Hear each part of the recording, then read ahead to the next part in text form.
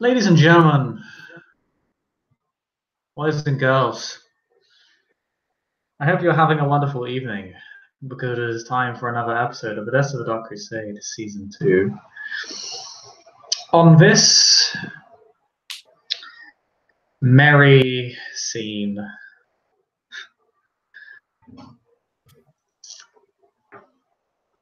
the location is set within the Palace of Odessa, a few stories up.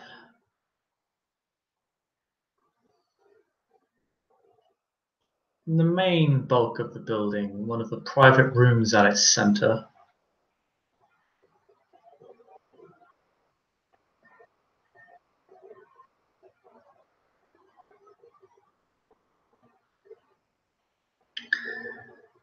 In this private room, there are several rather meek-looking torch sconces, so as to not antagonize this room's current patrons.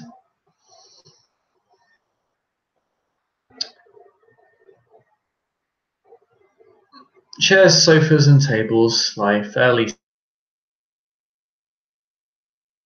scattered to their own corner, or sitting with respectful colleagues or those that they call friends among the Primogen Council. All of them kind of sitting at the edge of the room in their own way. To the left, we have the rather eclectic mix of the Ventral Primogen, the Ravenous Primogen, the Tremere Primogen, and the Cappadocian Primogen. The Ventral Primogen and the Tremere Primogen sat fairly close to each other, engaging in polite discussion. The Ravenous kind of just observing, whereas the Cappadocian Primogen every now and then issues some sort of equivalent to an old bark, an old dog's bark.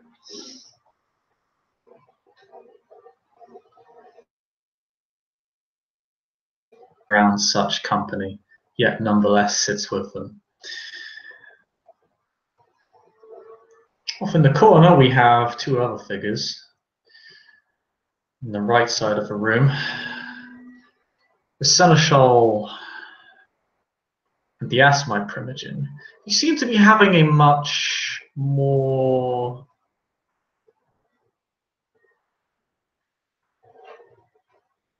pleasing engagement with each other. Having a bit of small talk, discussing the trial here and there. The Asmite Primogen going into quite a lot of depth. And off in their own corners, you simply have the other respective Primogen of their clans. The only other one, type Primogen, who seems to bounce around the room, engaging in each little group as she pleases. Her presence is not always welcome, but she seems to largely ignore this.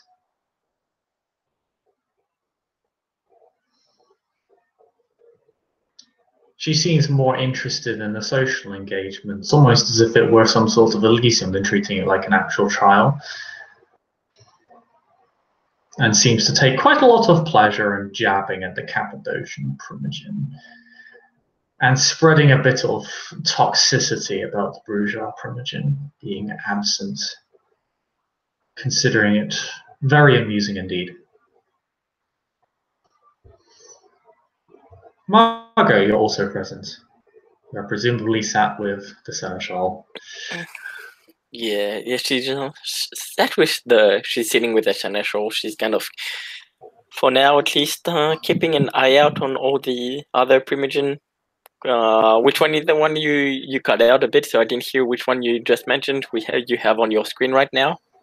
The Setite Primogen. Yeah. Her name is Medea.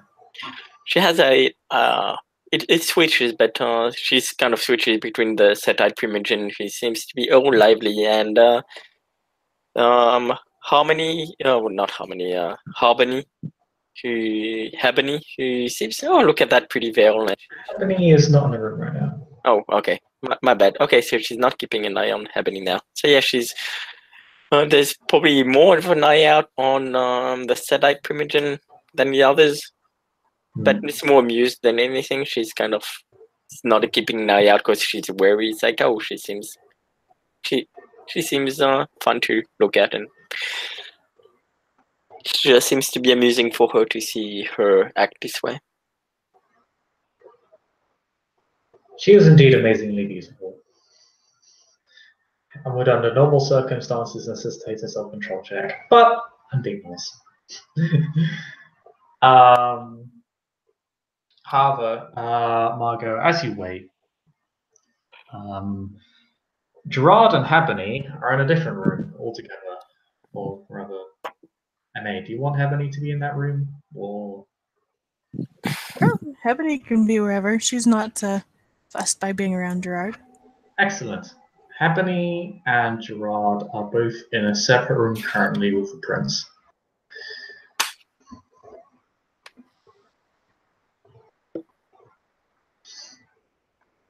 Habony having been called here by the prince, and Gerard, well, they're clanmates, and she's kind of he's kind of her right hand man right now. So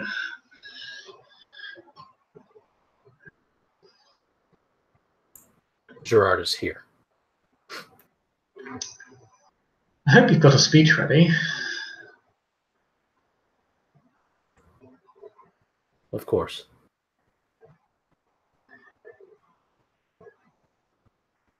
Yes, my Primogen will probably want to use one of his abilities to verify your claims. As far as I know, I speak the truth. I was just wondering if you would be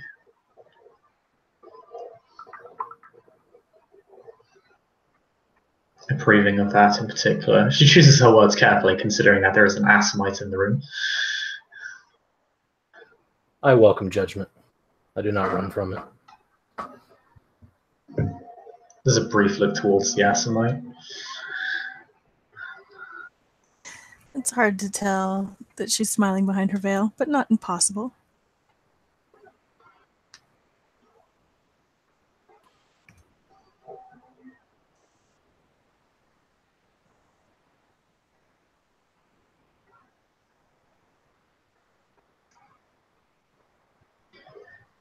Ebony.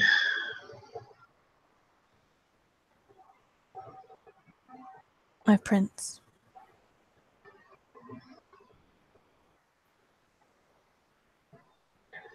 I hope this situation isn't all too overwhelming.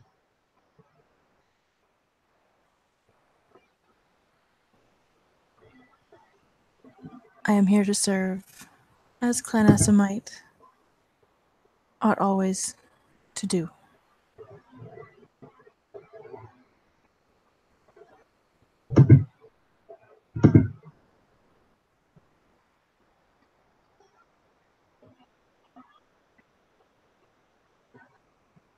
In the best interests of truth.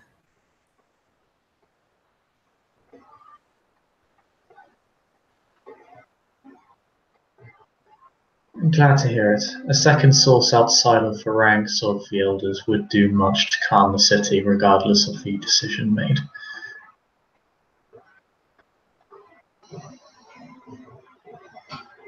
Sorry, did she say a second source? A second source outside the ranks of the elders. She's basically saying it helps that a neonate will be speaking for us because the elders are suspect. She's basically saying that the neonates may look upon them warily. She doesn't really. She states it in a fairly direct way. Mm-hmm. Ebony says nothing, and sits in wallowing in a bit of a startled silence. Intrigued.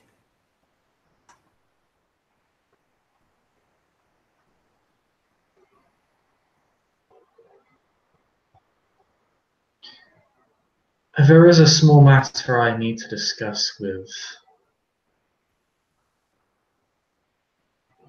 my current sheriff beforehand. I believe Margot is quite interested in your visit here. If, of course, you'd like to join the current Council of Primogen, I'd understand if you wish not to. Their collective presence is formidable.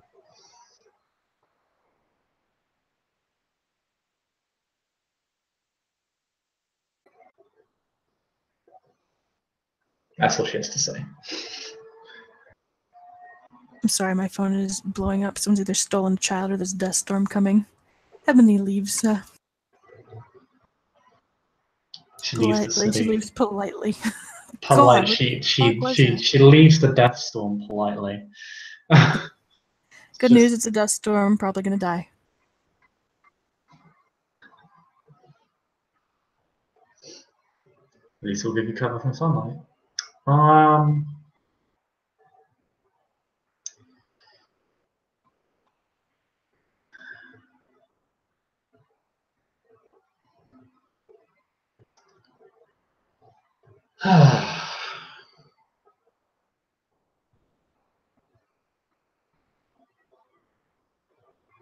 You know what you did was reckless, right?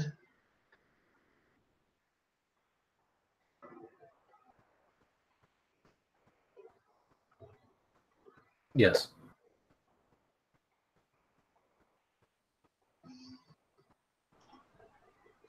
I know you couldn't exactly have dominated him given his lineage, but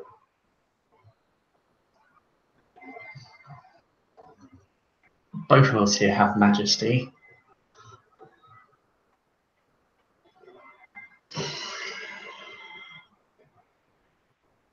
It's not a good look for a young courtier. All in all, there was not much of a direct threat to myself. I acted in the defense of others present, where Majesty would not have aided them.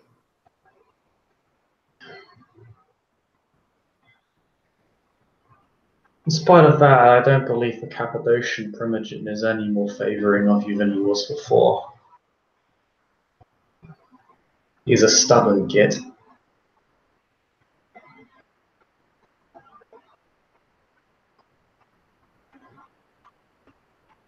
Well, but I'm hearing rumours circling around that he was trying to justify the supposed genocide of Clan Cappadocian, so he could go either way. It's been a trying several months for Clan Cappadocian. Well, I suppose we should praise our lucky stars that Clan Brujar's own are so incompetent.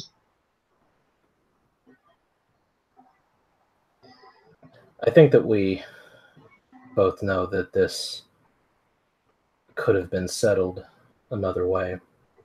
This is posturing on behalf of Clan Bruja. On the part of Clan Bruja, not behalf. If I were older and there were less clans in the city, I would not hold this trial. It's true I didn't exactly give you the right of destruction, but that Bruja was obviously close to his beast. My prince, I have taken on this duty because I feel that of the candidates available, I am best able to fulfill that purpose. We are not immune to mistakes, as we'd like to think. In this instance, however, as tragic as the occurrence was, I would do the same again, because there was a great threat to many more Canaanites. It was an extraordinary circumstance in a volatile place, given the climate. It was a miracle that things did not escalate further, and that the guard was able to be circumvented before, well, worse things happened. So, I'm going to submit myself before the council, and if they find me lacking, then so be it.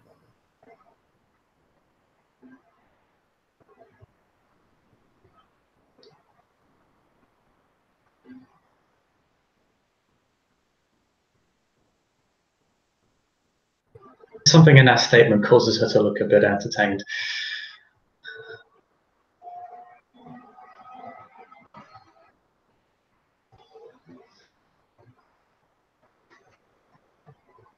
Well, look at you, all about the fair play. Mm. An example to us all. It's not as if my reputation has been soaring of late.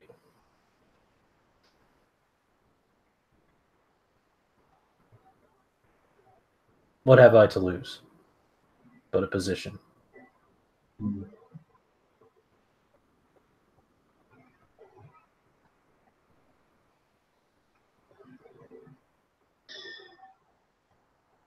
At the end of the day, I find reputations are awfully malleable things. They don't all matter that much in the long run. In our society, half of them are false anyway. All things considered, I acted in a way that I thought would aspire to the ideals of your princedom. I realize now that, well, there are those in the city that would rather see things the way they were rather than what they could be. We'll have to overcome these things, these elders.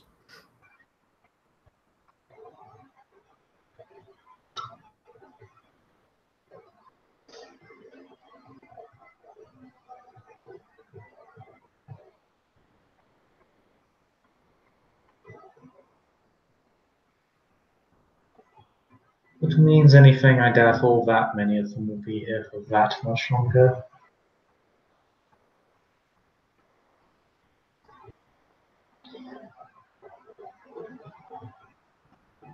But I suppose those situations will sort themselves out. In any case, I already have a good idea of which figures are going to vote which way, at least some of them. I know the Seneschal's on your side, and obviously we're going to back our own. Depending on what you say, you may be able to get the Cappadocian Primogen to flip, and I don't think the Settites are really interested in this entire charade at all. I think they're more interested in causing a stir. I doubt they'll even vote. If they do, then it is what it is. I would not deny them their right. Yes, my Primogen's a principled man, so he'll most likely vote on whichever testimony is closest to the truth, something he can find out fairly simply.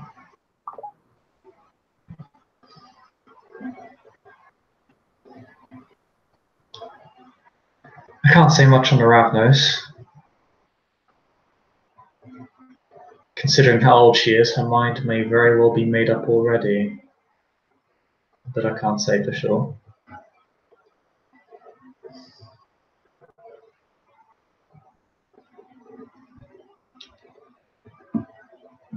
I don't think you ever need that, but the Tremere are going to help you. And I don't know much on Margot's vote either.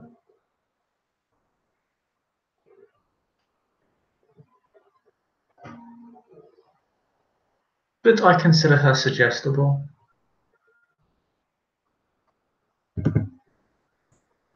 I have a distinct impression that she will see my side.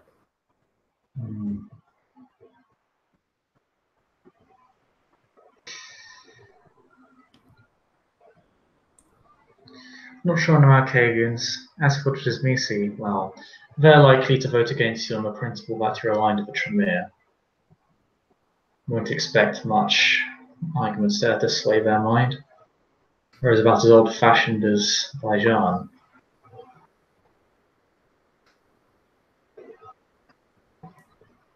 These are considerations that must always be taken into account. There will simply be votes that will not be swayed on both sides. It's the swing votes that matter.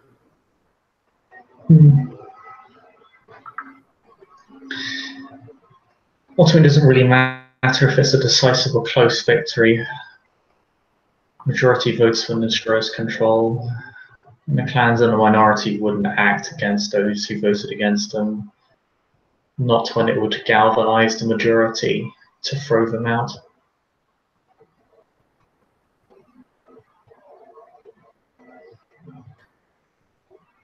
If it comes down to it, worse comes to worse, I do think that our greatest ally is going to be Clan Bruja. I agree. Taib has made no friends here. That will indeed be the key.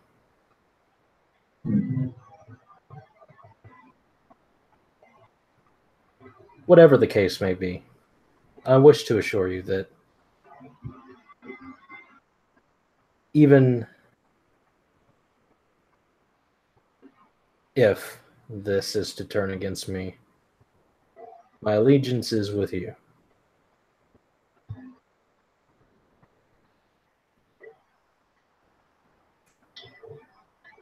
And that will be rewarded whether you're sheriff or not.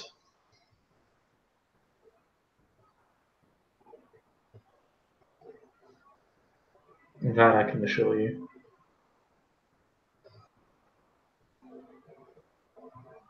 Well then, shall we? Of course. She'll open the door for you. And you'll head out down a winding corridor that kind of seems to end something of a semicircle before, just kind of a wide semicircle as the palace is somewhat circular.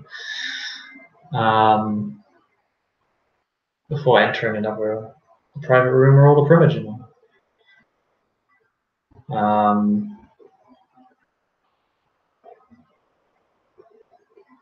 So that Primogen just goes, "Oh, the man of the hour,"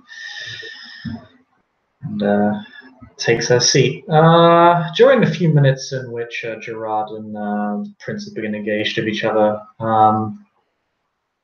what has Margot and Ebony been doing? Ebony will have gone in to introduce herself to... Well, she would have gone in quietly and bowed to any who noticed. And unless anyone called her attention or required it, she would have introduced herself to Margot, having been told that Margot is interested in her presence, with appropriate bowing and smiling. It takes you a couple minutes to get to her because the Suttite throws herself in front of you just because you're new and you're an Assamite and they're not friends with the Suttites, and she just finds that so incredibly... Well, it's such an incredible opportunity, isn't it? To make friends with a member of Clan Assamite. There is no friendship here. Ebony is ever so polite and reserved.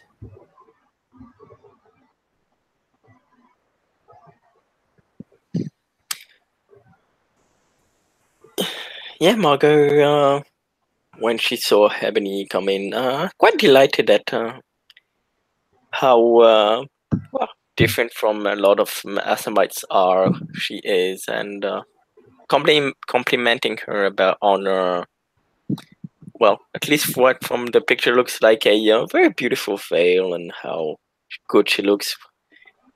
Well, and maintaining a very polite and very calm demeanor to herself. She is still reserved, considering that She's just been baited by a Sedite, but there's more warmth in her smile, even if it's only a little.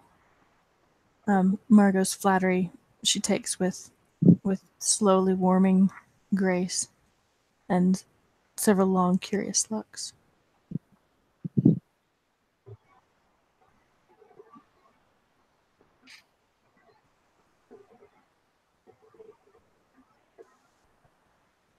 Sorry, I'm distracted by the apocalypse outside my window.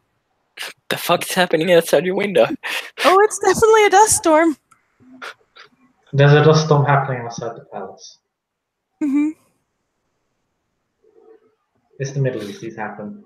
Mm-hmm. It is a pleasure to make your acquaintance, Primogen. Aye, it is a pleasure to be part of this council now. It seems. I just smile to kind of looking around the room. It seems several clans have taken the move of having a Primogen that does not completely fill the stereotype of what the clan represents, which is, well, my neonate might not agree, but with time you know that this is a good thing.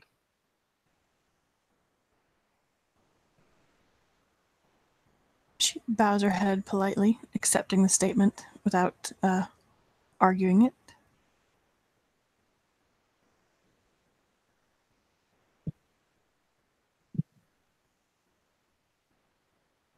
I am overawed by the company.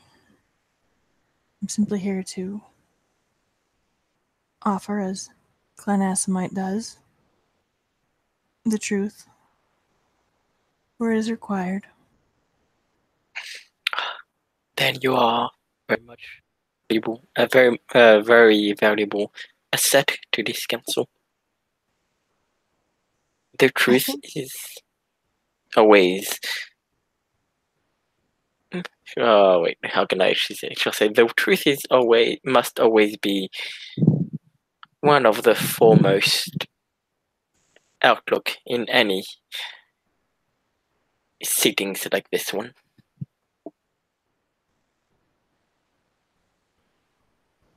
Would you say it is a trial, Primogen? In this case, yes, I would call it a trial. What would you call it? And she'll say that with her usual very beautiful, angelic, almost smile. That is not for me to say. But I do understand the workings of a trial. And there can be little more important to a trial than the truth.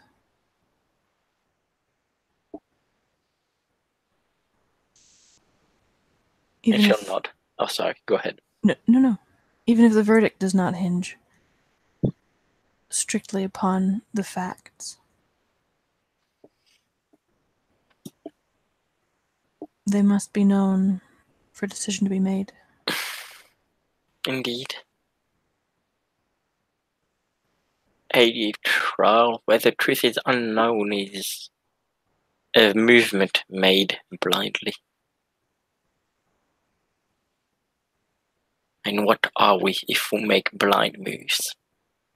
Us that are supposed to be knowing, for we see time passing before us.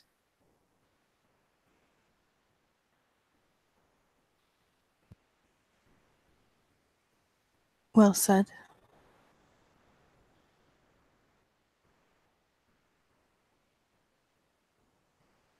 And this always serves Clan Asimite. And she offers a bow, a curtsy. Shall bow to. Good. Perhaps we can look to be allies our clans can look to be allies then. I'm certain I cannot speak for my clan.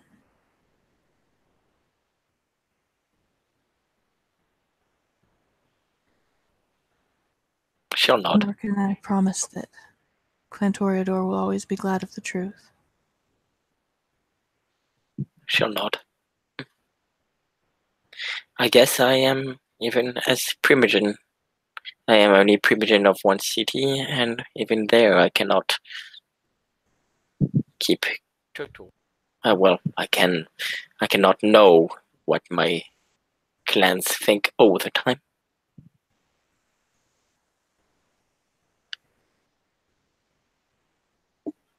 But at least, oh, sorry, go ahead.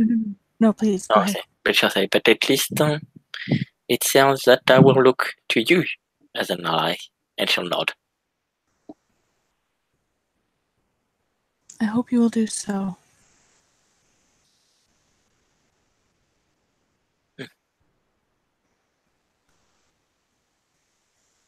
She'll nod. If your interests lie in the ways of justice, of profit for more than just yourself, then I think that you'll find this very useful. She'll nod.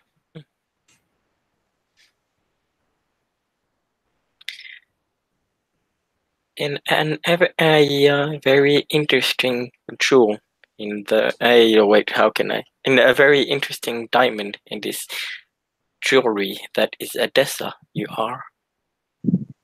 I shall look forward to meeting into knowing more about you. You are too kind. Oh my god. Sorry, the fucking trees are coming down. Oh boy! Oh my, the weather is just atrocious, isn't it?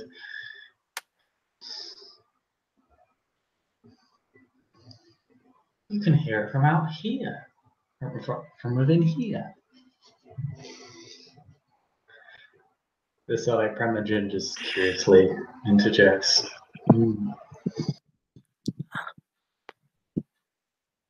Hello, shall say with again a very beautiful smile. Unfortunately, before the select Primogen can ruin Heavenly's evening a second time, and probably ruin Margot's a fifth,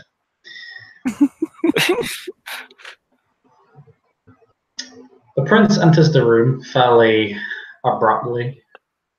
There isn't a ton of grace in how she moves. She seems fairly assertive and forceful, if anything else. But not not aggressively so. It's almost casual.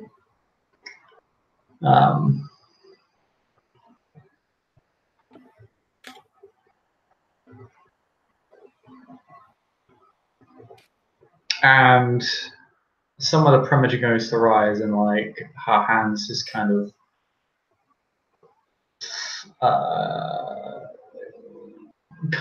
turn to their backs, and she just kind of flatlines with them, as if to say that's unnecessary.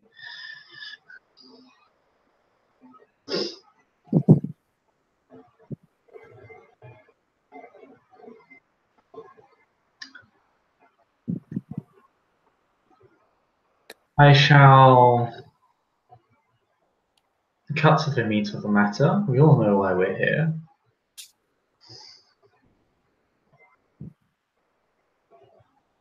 I'm glad to see that almost all of you have shown me the good grace of attending. It appears the bourgeois do not much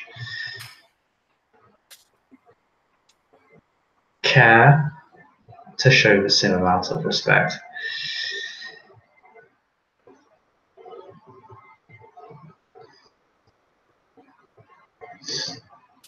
Before we begin and before you ask your questions, the sheriff has a statement he would like to make.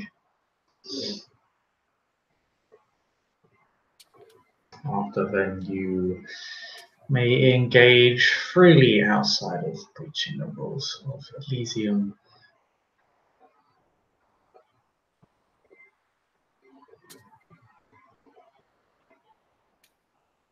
She kind of looks around silently for a moment, kind of her head kind of sharply turns as if to say, "Does everybody understand? Great, great."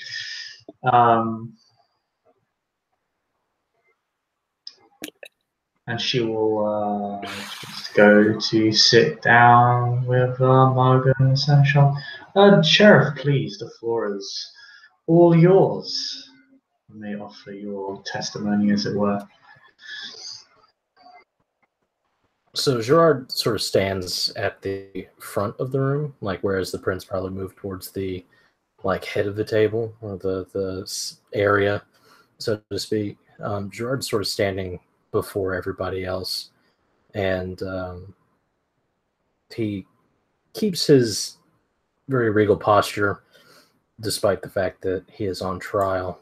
And so he looks around at everybody and says, "It is understood by myself in this court that there has allegedly been a grave injustice done at the expense of Clan Bruja.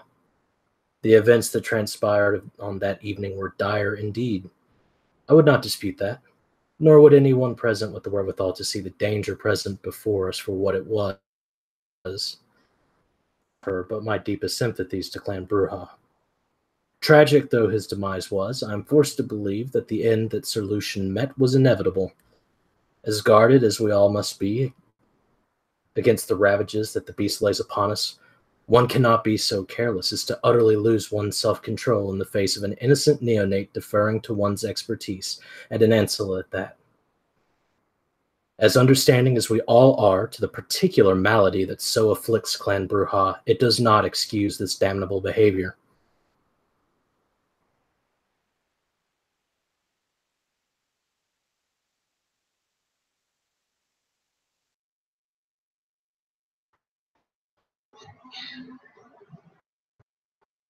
Just kind of a moment of silence. It's kind of just the court kind of takes in your statements. I think we might have lost Andrew. Oh. I think he might have disconnected. Fucking dust storms. He doesn't have a dust storm. America is just a giant dust storm right now. That's what I think. That's exactly what's happening. I was like, that doesn't sound like the end of a speech. No. Where's the silence from? Balls, balls, balls.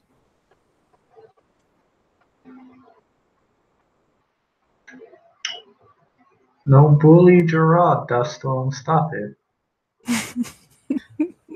Oh boy.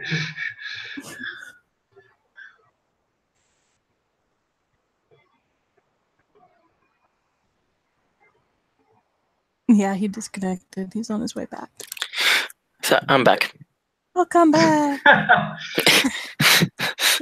Damn it, Andrew's speech was great. What are you doing? Get Margo, don't sleep. Don't sleep in class. Well, unlike Margot, Nelson has needs, bodily needs. Did you get the gist of what he said? Unfortunately, no. I had an urging need to go to the bathroom. Damn it.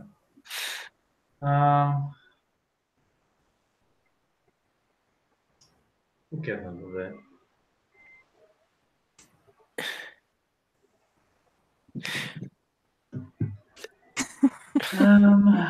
I was sitting there, and then it all came. I was like, shit, keep, and yeah, I couldn't handle it. So I wanted to wait until the end of the speech, but I couldn't.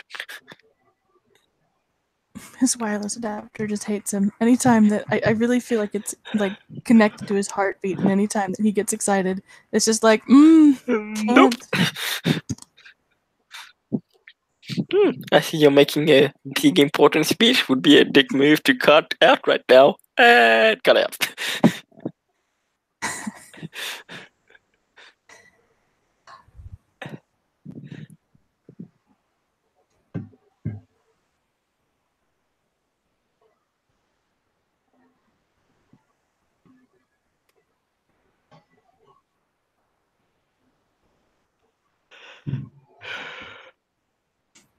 I really want to paraphrase what he just said, but I feel like that's not fair.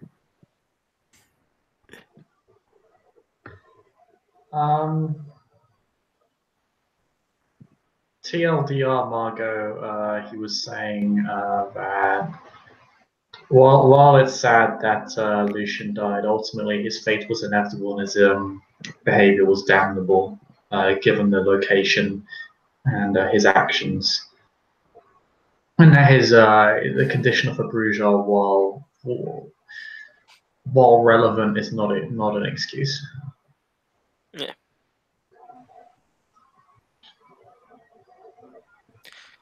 Okay. That he was too close to his beast. Yep.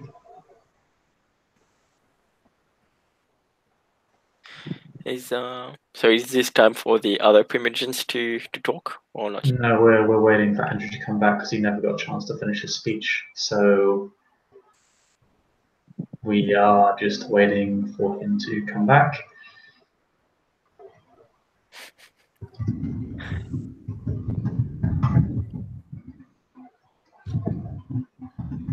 The good news is the sky is gray now instead of red, which means the worst part of the storm has passed. Yeah, maybe that means Andrew will be back soon. I hope so. He's restarting his wireless router. Okay.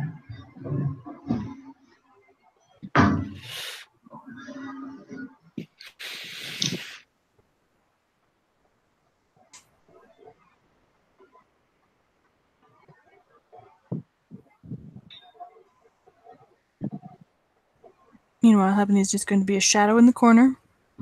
Not saying anything, not bugging anybody. You don't have obfuscate. Get back here.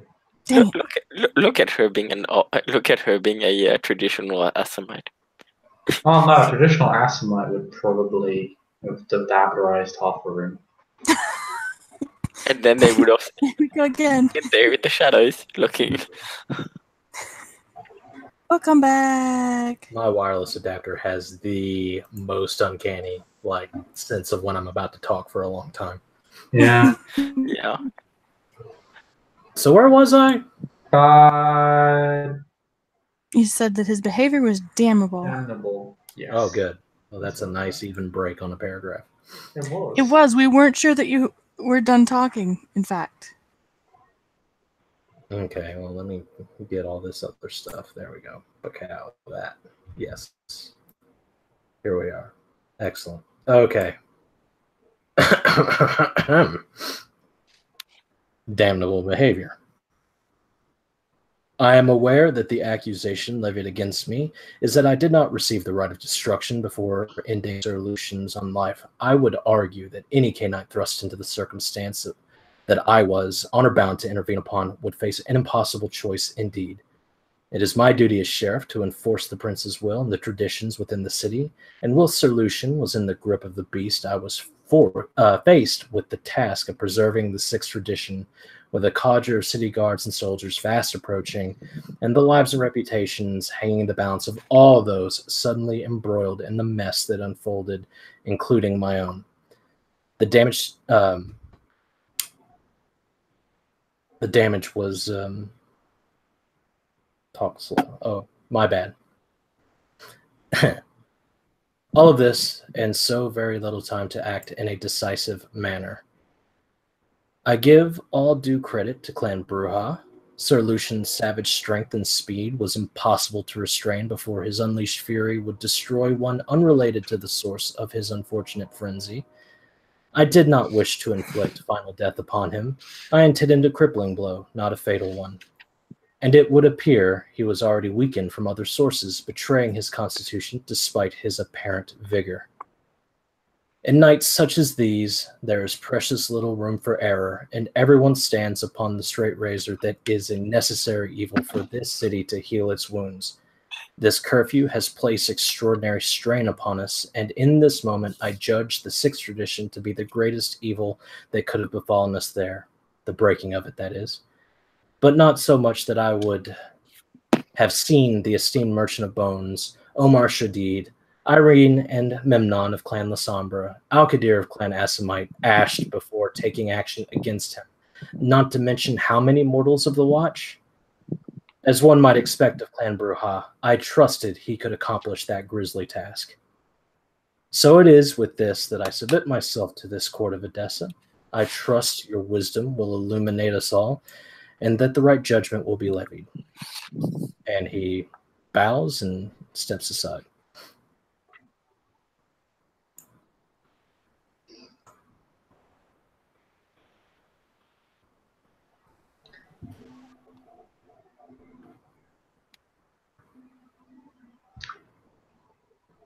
There's a brief moment of silence.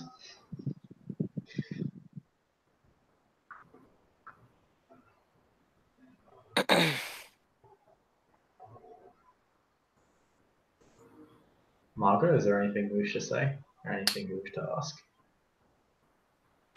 No, I have heard what I wished. As I see, did Margot want to ask anything of Gerard? Any questions related to the statement? Oh, no, sorry. I made a noise. That was out of character. No, she'll just in character. She's just keeping an eye and listening to his speech. Okay.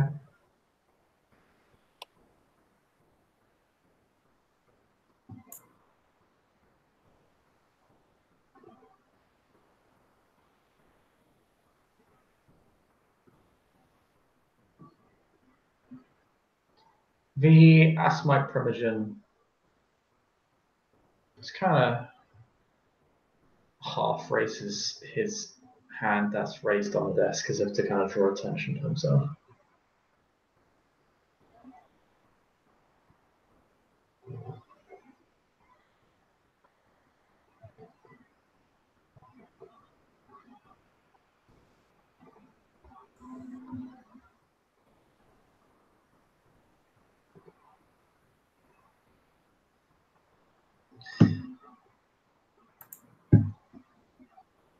I mean, Sure, sure. Gerard. Okay.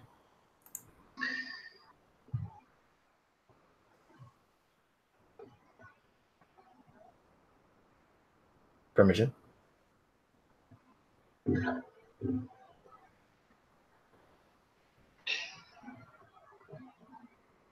As I'm sure you understand, our clan is known as the Clan of Judges. Insofar that we have developed means far beyond the mundane for being able to issue. She wouldn't say issue, she would say perform our duties to such a degree of fairness and precision.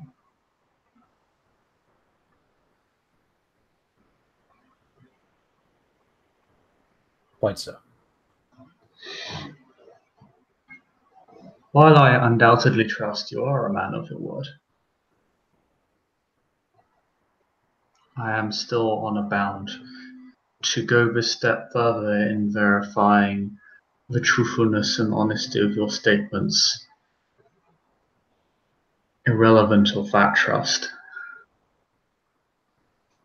As such, I would not ask you a question, but a request. I would desire you to give me, or to provide, so you'd say, provide us with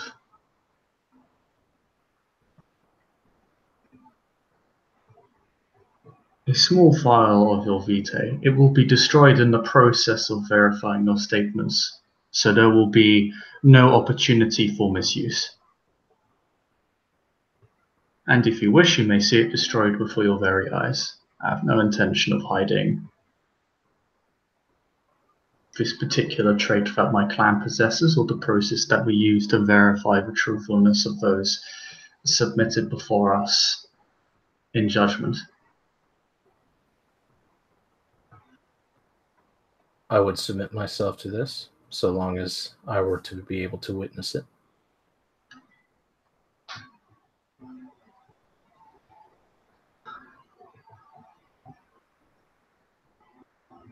You may. He simply presents a small vial for you to pour blood into. It's literally a few milliliters at most.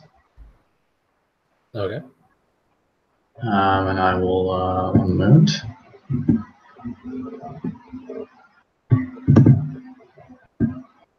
Hebony, for the record, knows exactly what he wants to do. In fact, she also possesses the same ability. I'll just look up his character stats real quick, because he will have to make a roll to see how far he can push this.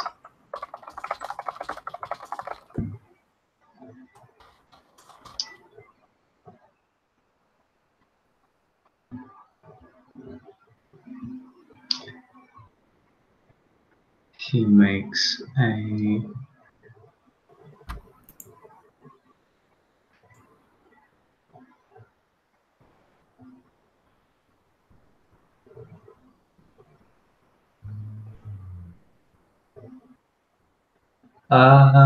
what's your power, Gerard? What's that? What's your power, Gerard? 7. Okay.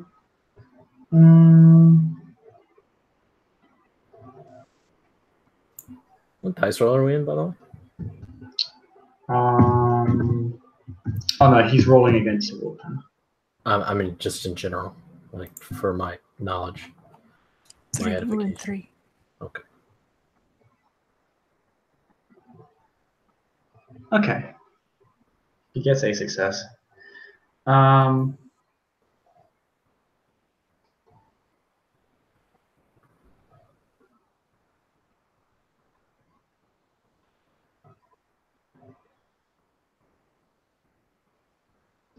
As you pour the blood into this vial, he seems to focus on it sharply, and it slowly begins to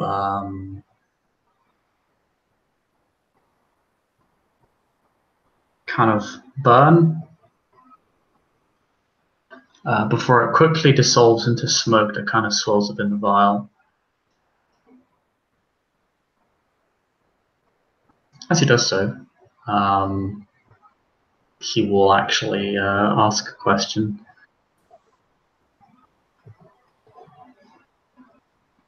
Was it entirely necessary to destroy the Bruja?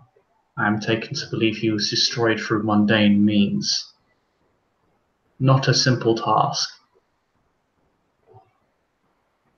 Would it not have been simpler to put him into torpor instead, or in such a state that he could have been contained without being destroyed? As I said before, I do believe that he was suffering from some other ailment or wounds. I did not think the blow lethal when I struck him. And whilst I was in no direct danger of his depredations, he was in the act of tearing a canite's throat out with his fangs. I do believe that if I had not acted when I did, with the means that I did, I would not have been able to restrain him before an innocent person in all of the frenzy would have been destroyed. And then past that, who knows? Perhaps more lives would have been lost.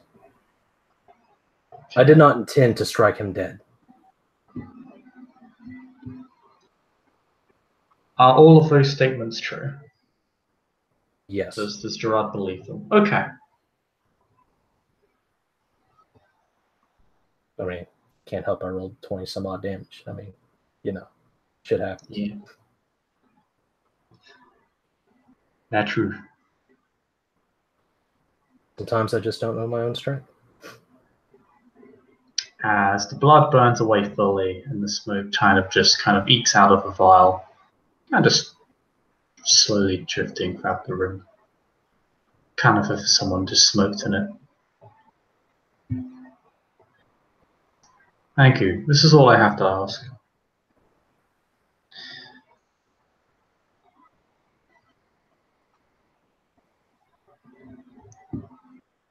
So that just goes.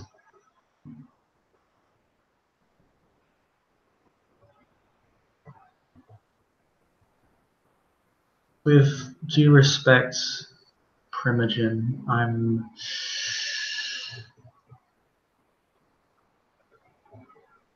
We do not exactly possess your abilities, nor do we know their purpose or function.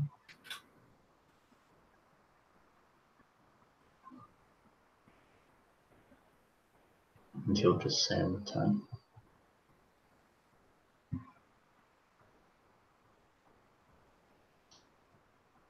then let your decision be made with your own abilities and eyes and not mine. Which he kind of accepts. It's a fair statement.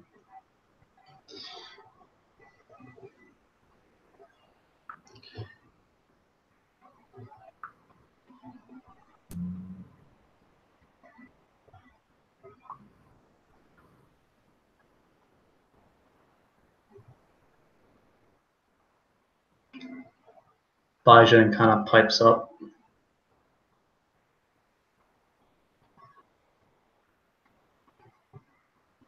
I must say, how in danger was Celine truly? We are not easy creatures to destroy. While the Bruges are known to enter frenzy on a dime, they are not known to stay within it for a particularly long time.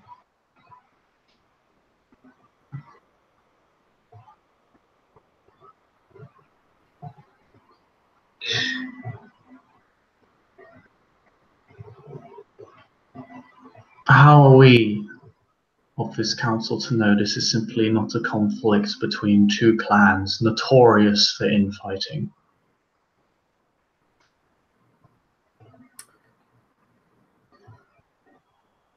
If you wish, we can bring the Merchant of Bones here to testify as to whether or not he felt he was in some danger of final death. I believe that he would tell you he is, or he was. Whether or not you believe that this is conflict between our clans, I do believe that there were a copious amount of witnesses that are not present here that would attest that it was a very impromptu sort of affair. And Sir Lucian was quite adept with the physical prowess that his clan is known for, speed and strength especially. If I did not act, I do believe that there was a great risk that at least one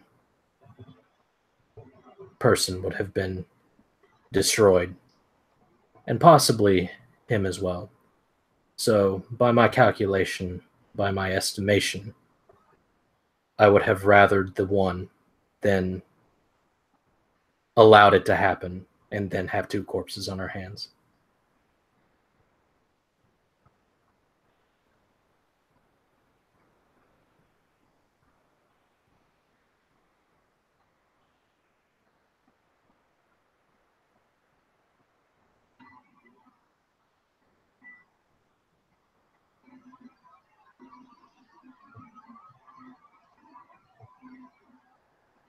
Furthermore, that this entire council was convened was at the behest of the Bruja Primogen, who is not present, unfortunately. And in my meeting with him, if you wish to search for bias, it is there that you will find it. Not with me. Sir Lucian and I, so far as I am aware of, were only amiable towards each other. We had no issues before the event. And if there were another way that would have ended with less casualties, I would have taken it.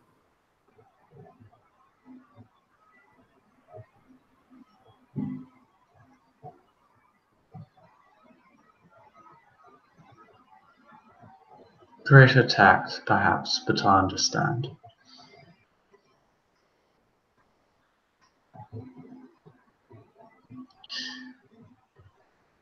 What caused Primogen to frenzy anyway?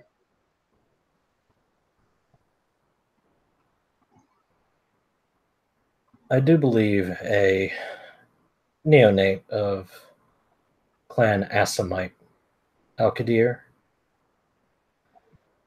asked of Sir Lucian to recount something of a conversation prior to my arrival that they had shared, that the room had shared before I had arrived.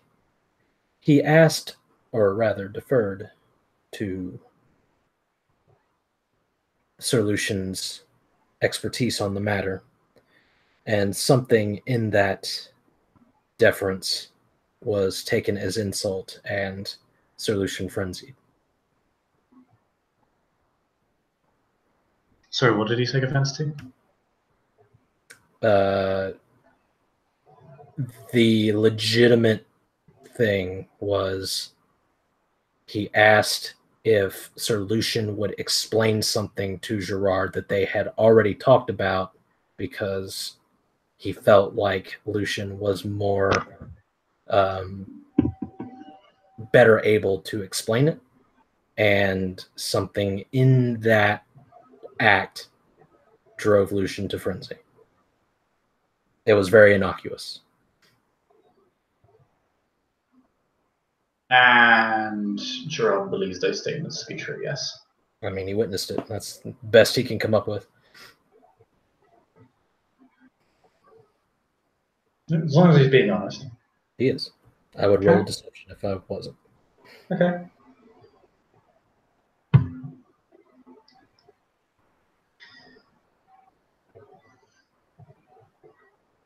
Then it's not a particularly surprising story.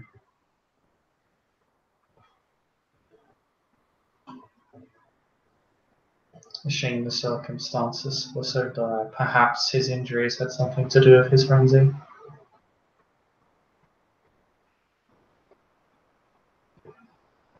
Perhaps. After all, I believe we can all agree we are seldom in a good mood. So shortly after being injured,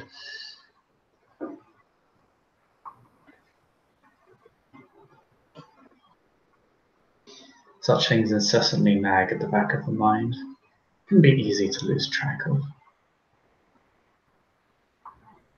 My clan is generally more used to such things. Were that I were aware of his condition, I might have suggested to him that he not partake in social activity so soon after being wounded.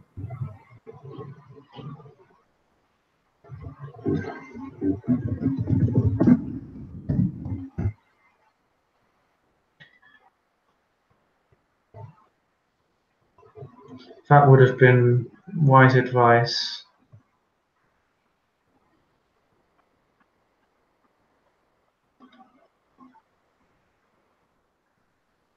A shame he never heard it. Indeed.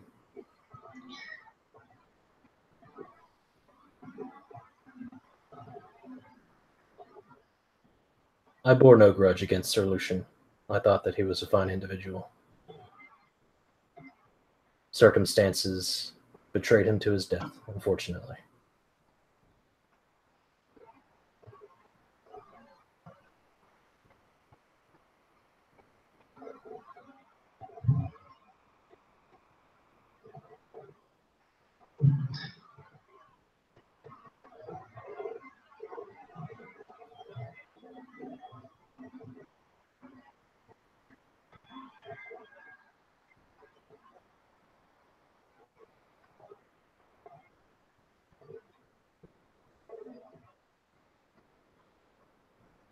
It appears when he gave his life, he also gave you his dignity.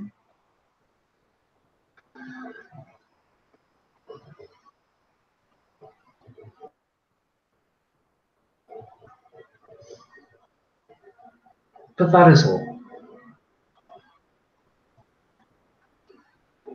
At least from myself. If the Cappadocian Primogen is not satisfied that this is not some petty clan rivalry, I would bring his attention to the private meeting that was held between myself and the Primogen of the Bruja in order to try and settle this matter before it reached the court. I had a witness there. If anyone was taking it to a personal place, I do believe it was he.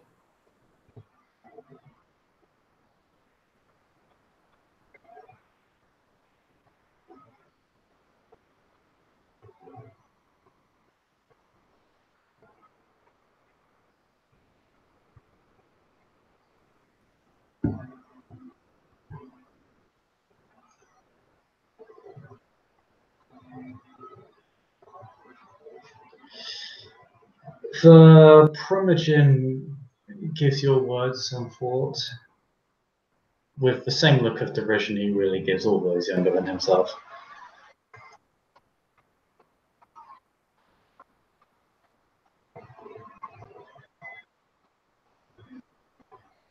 But he doesn't seem to act on it. He doesn't seem to ask any further questions.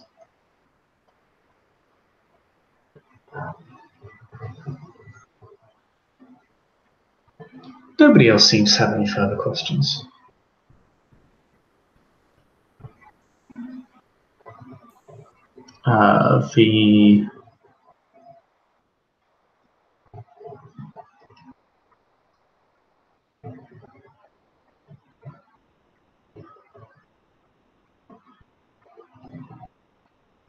Actually, the only individual who makes any other statement would be the regent, who just says, "It would appear you were put in an impossible situation. Break one tradition, or have another broken."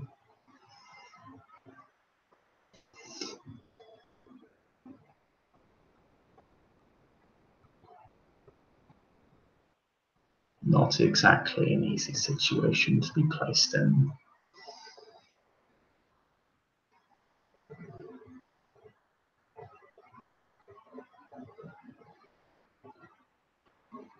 I suppose if any of us were placed in a similar situation, none of us would appreciate it.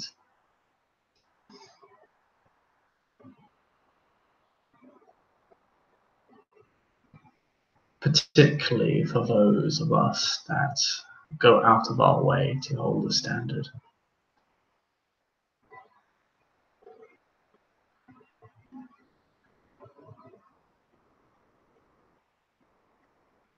None of us would appreciate having our values compromised by the failing of another.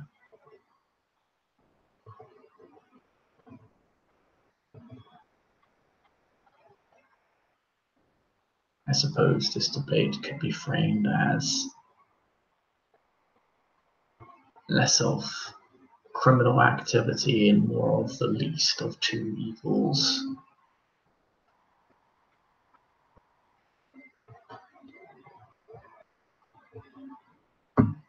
I have him roll a little bit because he is kind of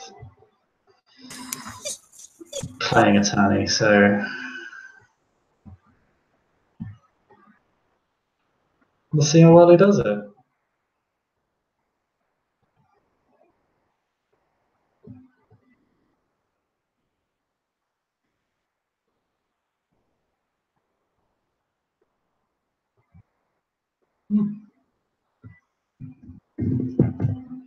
I thought his dice would be higher.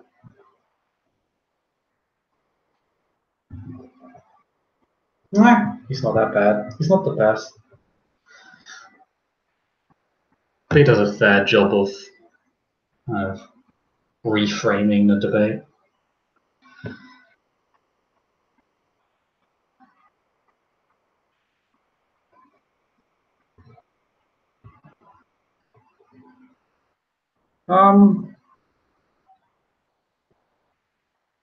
This does actually draw the attention of one other canine, whose image, unfortunately, I don't have. What is this Misi Primogen? And I need to check something before she speaks.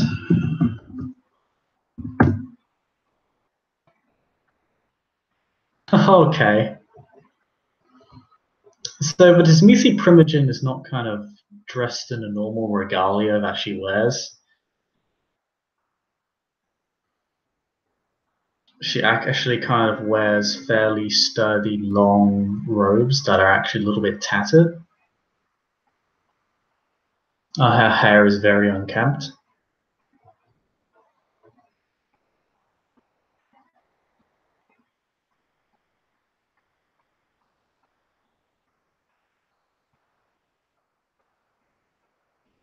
And she just says, two evils are still evils.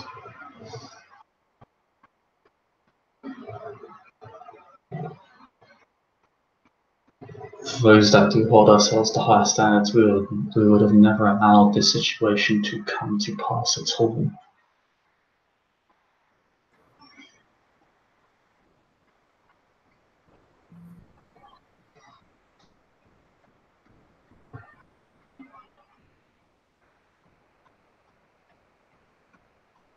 We would not be here if our sheriff was able to do this.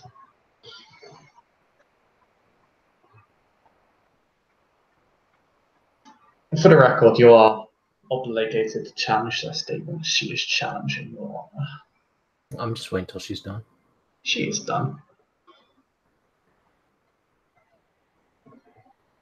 Two evils are indeed evil.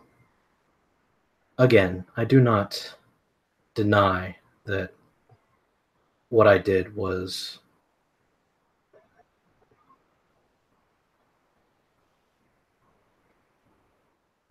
wrong, but given that everything that happened and the unfortunate nature of the Bruja's struggle with the beast, would that he could have controlled himself better, we wouldn't be here. Would that he decided not to show up that day, we wouldn't be here. Would that I not have been there, we wouldn't be here. But perhaps he would be here, answering for the deaths of many others. Perhaps. But this is where we are.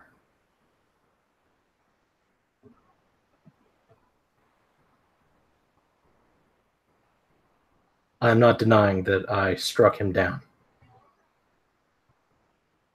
It is simply a matter of whether you believe that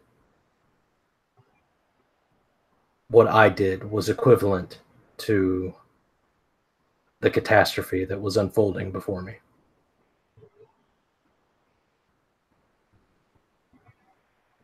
You are correct in that he would be here instead of you, but the executioner's blade does not care on what could have been, only on who is on the block.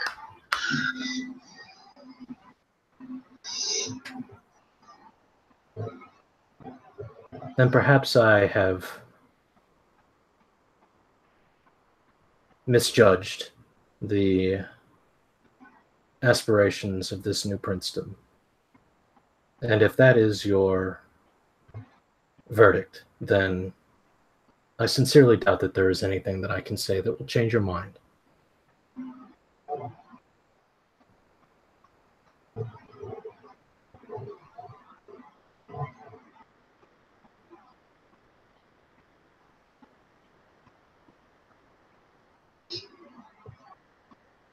Clan politics are such a beastly affair sometimes, are they not?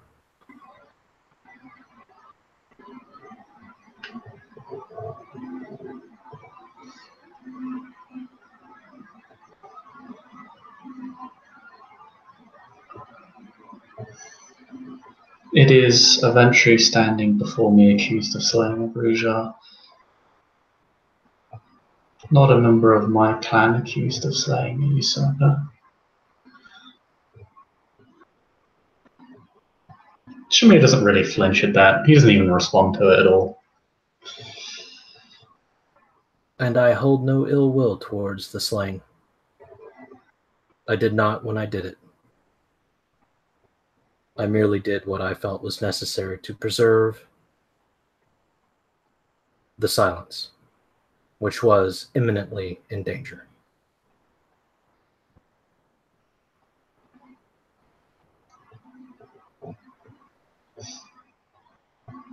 No. I have heard all I need to, thank you.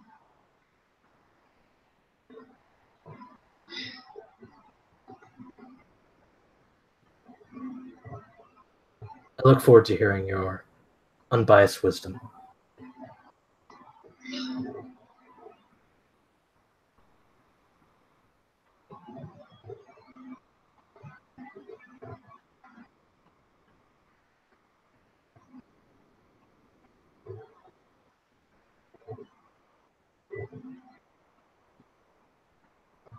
I care not for such implications.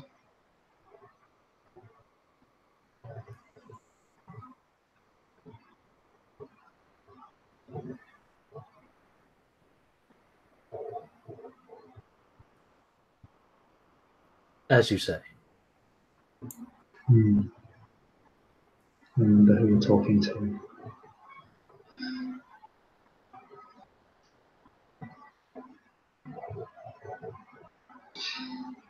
Prince just kind of has looked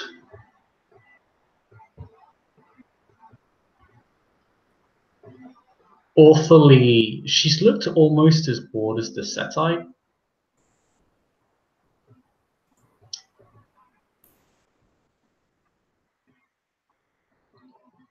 And she just kind of rouses herself. The Setite kind of flexes her neck a little bit.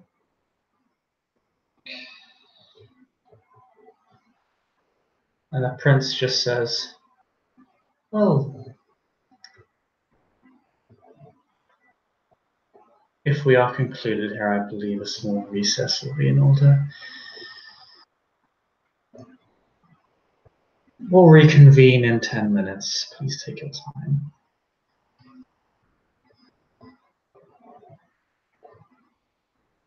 She says, contradicting herself and making her irritation rather obvious. And people will just start kind of filtering out of a room for 10 minutes, in which Gerard and the Prince will reconvene.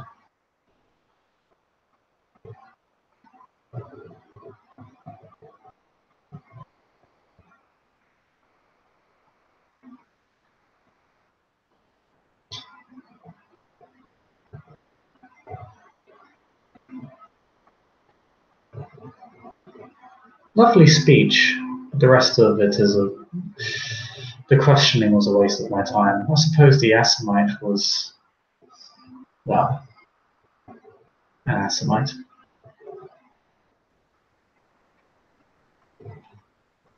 Somehow comforting. You might want to keep an eye on what you say throughout the rest of the evening. I shouldn't have to say much more. I don't think any of us do.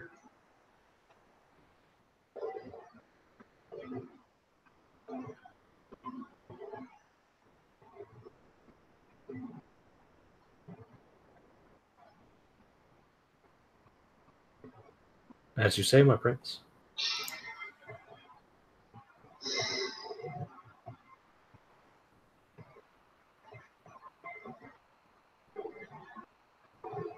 I think I'm just going to call them in early. Perhaps that is wise.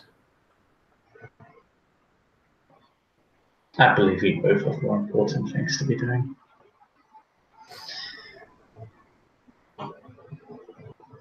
And she'll, with that, walk out.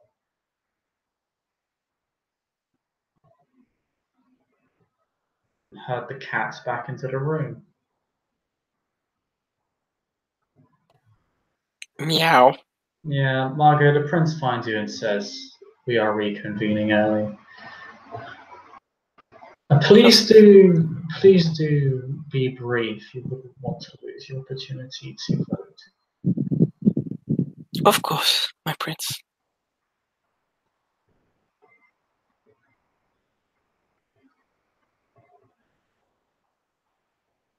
I shall just get back in. The passing implication is enough to grab pretty much all the rest of the elders who don't really want to lose their say.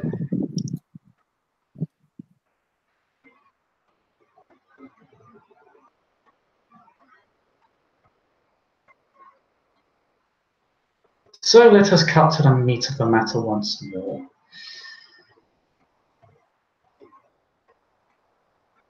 I'll go through each of you once, and you may issue your judgment upon Gerard. We'll assume the bourgeois think he's bad. Did she say that? Yeah. Ew!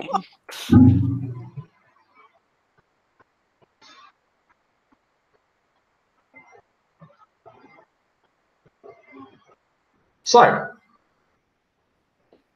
don't have to take 10 minutes voicing the concerns of each character. We'll do this alphabetically.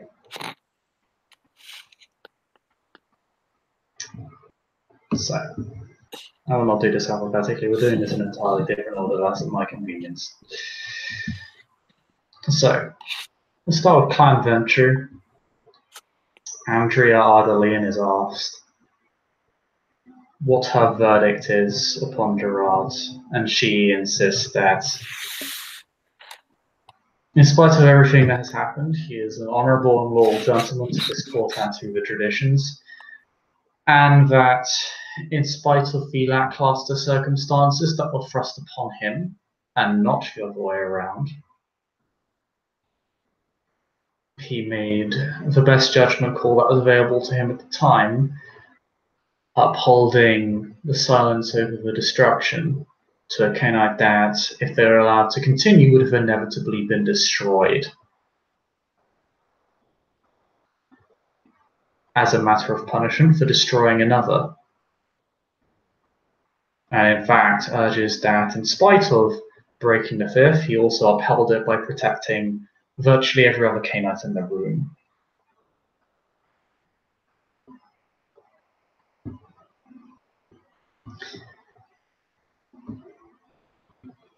Eleanor Danislav,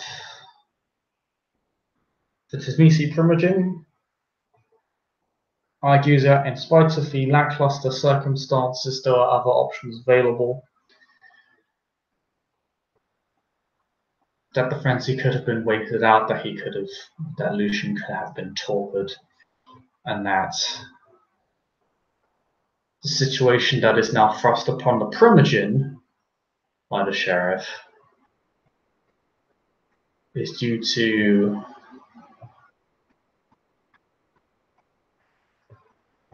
the lack of tact and situational awareness involved, and that irrelevant of the intentions, the simple fact is that traditions were broken and that they must be upheld,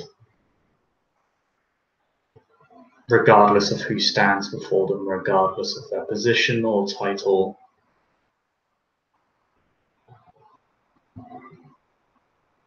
This is their sovereign duty. Which may more or less argues the opposite, as expected. Arguing much the same as Andrea Ardalian.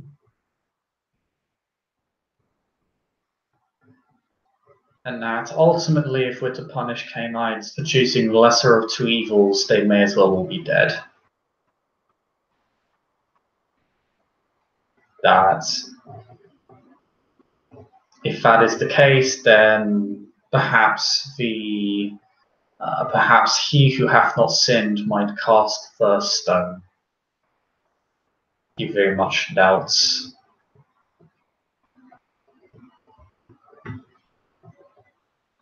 that any one of them would be capable of doing so, both in and outside this room.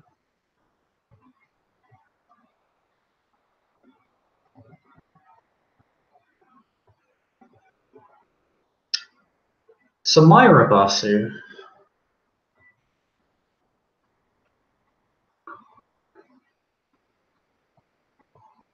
the Ravnos,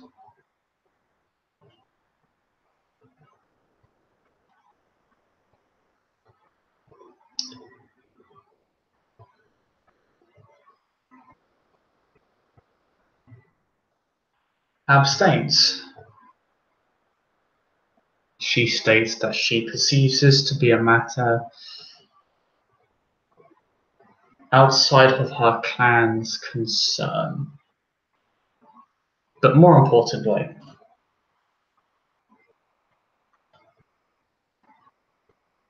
while she can understand and respect the decision the sheriff has made, she also understands that the tradition was broken, and that in their upkeeping, they were also betrayed. As such, she can neither cast her vote for or against Gerard in this matter.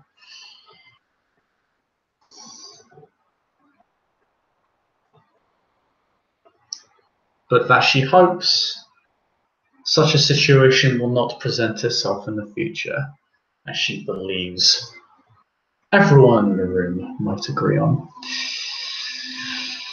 Bajan is unamused by all of this,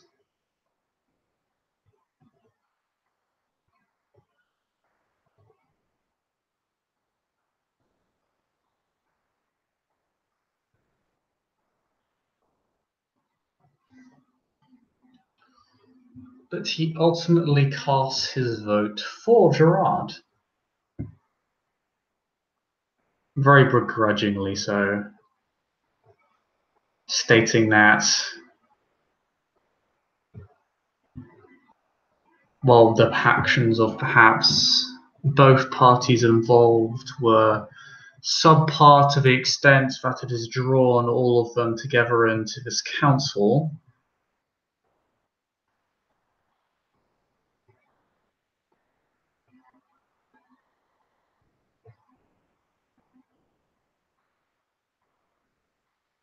the Bruja have shown a level of aggression that is not acceptable within the domain.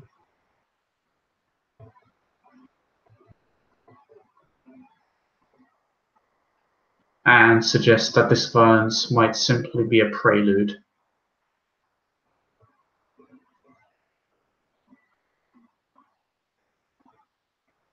It's clearly not only has Lucian engaged in wanton violence, but the Primogen has shown neither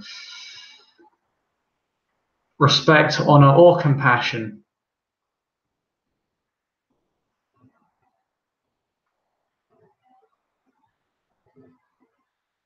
And is concerned that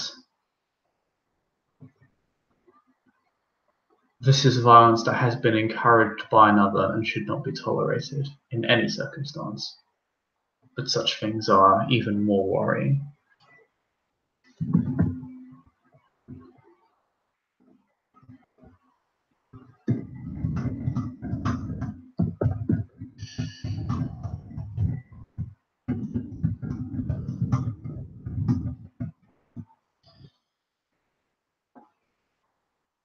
Then we have the Setites. Medea, who gleefully abstains and asks really why she's here at all. This is not a matter that concerns her clan. This is clearly a matter between Venture and the Bruja, and this should be a matter that the prince has full authority over. She need not be here. Her responsibilities are to her clan. She does not believe it to be her purview to make a judgment on this particular matter unless it's directly affected her clan.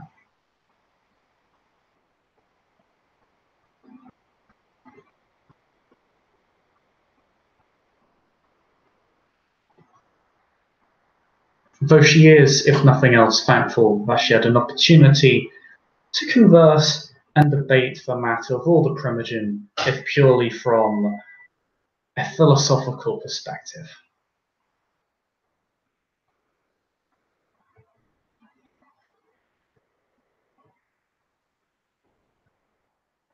The Seneschal simply votes for Gerard. He says nothing else.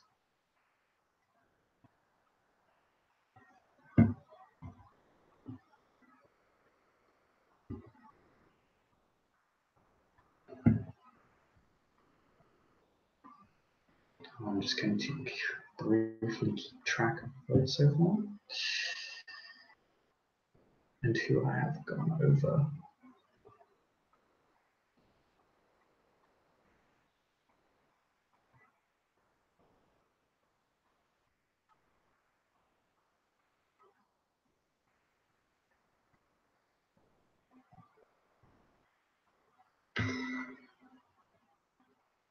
The Assamites.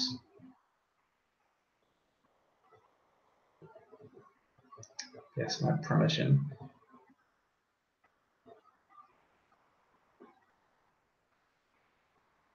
Will vote for Gerard. In that he judges him to have acted in the highest capacity he could in spite of the situation granted to him, and has been fully cooperative and honest in his testimony.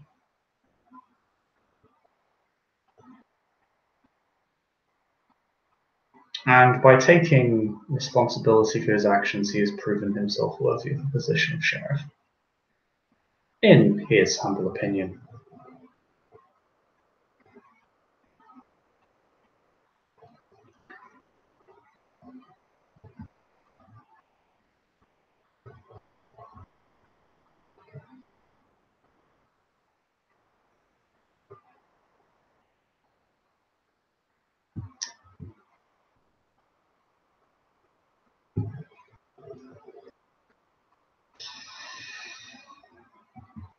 We then move to the gangrel. Can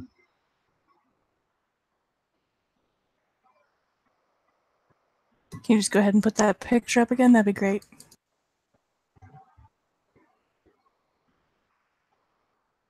Love you.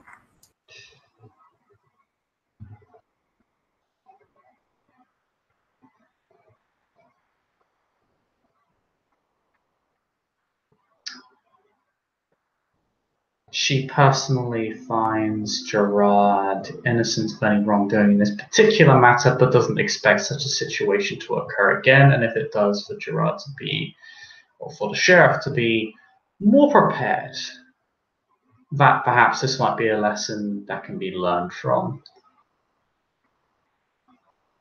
But in being here and in resolving himself before the Primogen Council, has shown more respect for the life of Lucian than perhaps his own clan.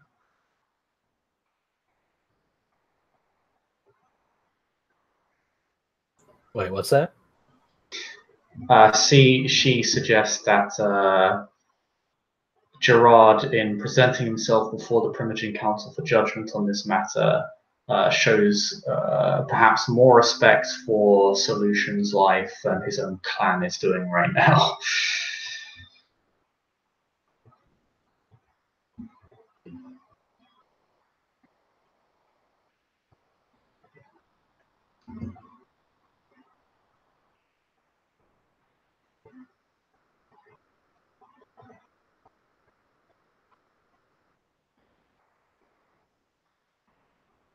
Margot. Margot will state that, oh, well, while what Gerard did might not be, well, there was wrongdoings there was wrongs in what he did admit to it, and that he showed up to the council. So he is he has shown respect to the members of the council, and that should be taken into account when or into what happened, and that, as unfortunate as it is, being a sheriff, these are choices that come sometimes, and she wishes the situation never comes again, but he was given the choice to deal with what he did, and if he hadn't, the situation might have been much worse, given, well, even if he was injured, what could he have done if he had escaped and if he had gotten to the mortal members of the city? Things could have gotten much worse. It could have been scaled to a much worse situation, and for that, she will vote for Gerard.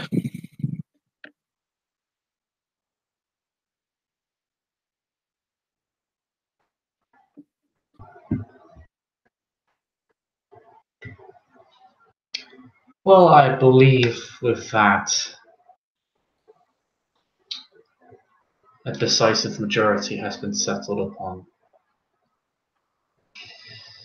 For those who did not have the opportunity to contribute their opinion on this matter, you may visit me freely. However, in regards to Gerard's innocence on this particular matter, my sheriff,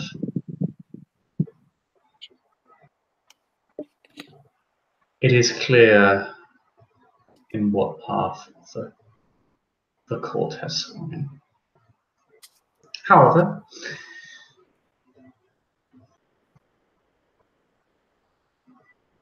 just because a majority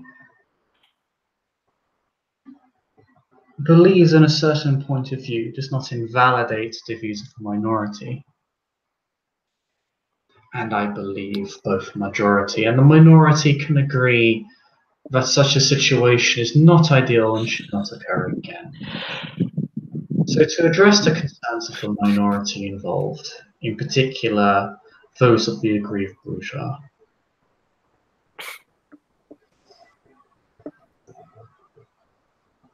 to make sure that no such breaches of our law occur in the future, I'm hereby granting Sheriff Gerard the right of destruction over those who are found to be breaching the traditions or attempting to breach them.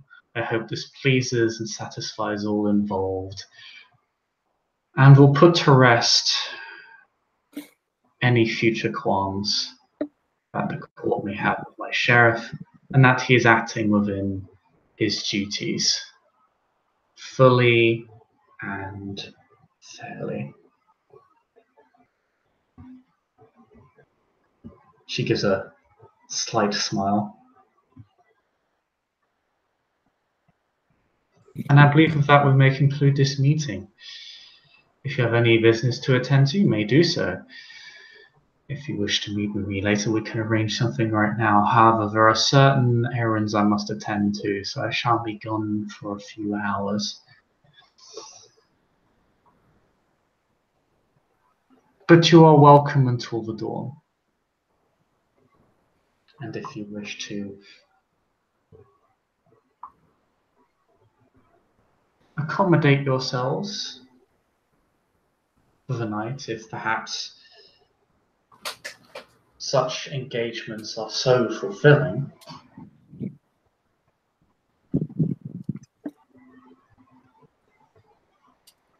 you may see me within a few hours. Thank you for your time. I appreciate it.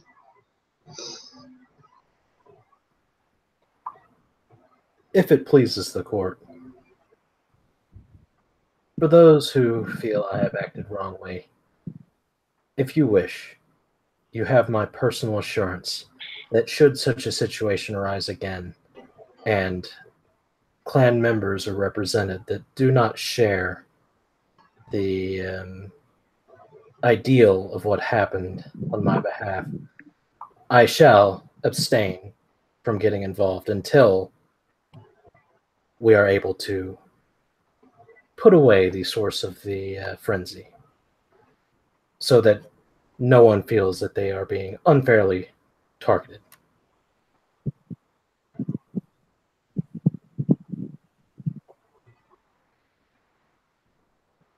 There you have it, my Primogen.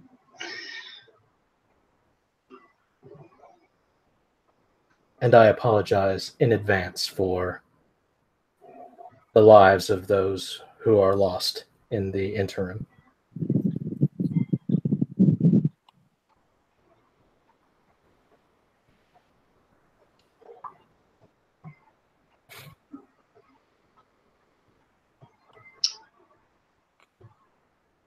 Most honourable gesture, my sheriff, thank you. He bows. If everybody Stays shall quiet. excuse me. And she goes to leave.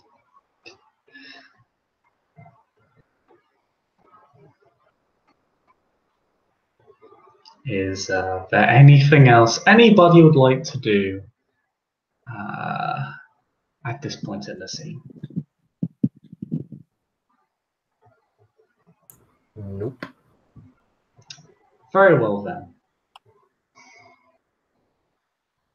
With everything said and done,